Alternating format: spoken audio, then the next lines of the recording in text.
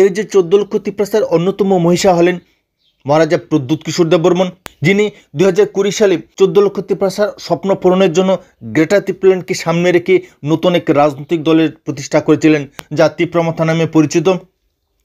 এবং রাজনৈতিক ময়দানে অবতরণের অতি অল্প সময়ের মধ্যেই সাফল্যের চূড়ান্ত রেখায় পৌঁছেছেন প্রদ্যুৎ কিশোর দেববর্মন।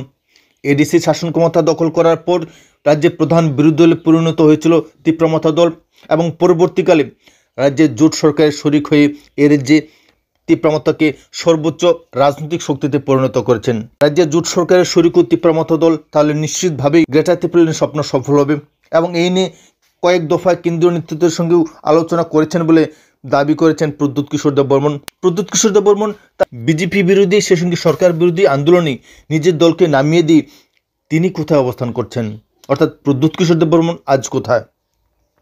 দল যখন সরকারের বিরুদ্ধে ব্যাপক আন্দোলন সংগঠিত করেছিল তখন নিশ্চিতভাবে সেই সমস্ত আন্দোলনের নেতৃত্ব দেওয়ার কথা ছিল, কিন্তু তারপর হতেই প্রদ্যুৎ কিশোর দেববর্মন এই রাজ্যের রাজনীতি থেকে সম্পূর্ণভাবে উধাও হয়ে গিয়েছেন। এই নিয়ে এই রাজ্যের 14 লক্ষ তিপ্রাসাদের মধ্যে ব্যাপক ধোঁয়াশা, ব্যাপক প্রশ্ন যে বসন্তের কোকিলের মতোই এ রাজ্যে সফরে এসে এ রাজ্যের তিপ্রাসাদের সামনে স্বপ্ন দেখে উধাও হচ্ছেন কেন প্রদ্যুৎ কিশোর দেববর্মন?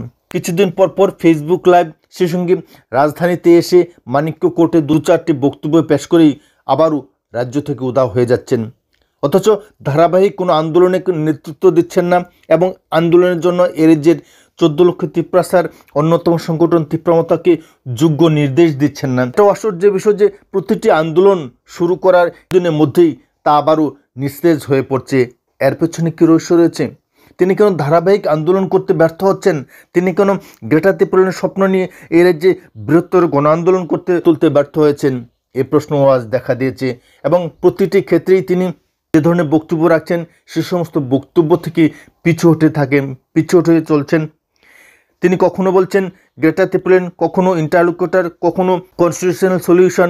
প্রতিটি ক্ষেত্রেই সমস্ত বক্তব্য থেকে তিনি কিছুদিন পরপরই নিজের মত পরিবর্তন করে চলছেন, অথচ নিজের ব্যক্তি স্বার্থের জন্য সমস্ত কার্যসূচি তিনি সফলভাবে করছেন।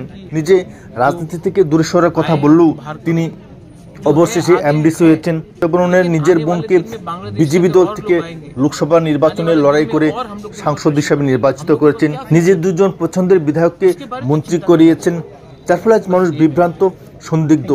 কি করতে যাচ্ছেন প্রদ্যুৎ কিশোর দেববর্মন? তিনি কোনো রাজ্যে ধারাবাহিক কোনো আন্দোলন সূচি পরিচালনা করতে পারছেন না। ফেসবুক লাইভে 2-4 শব্দ ব্যবহার করেই হঠাৎ করে উধাও হয়ে যাচ্ছেন কেন?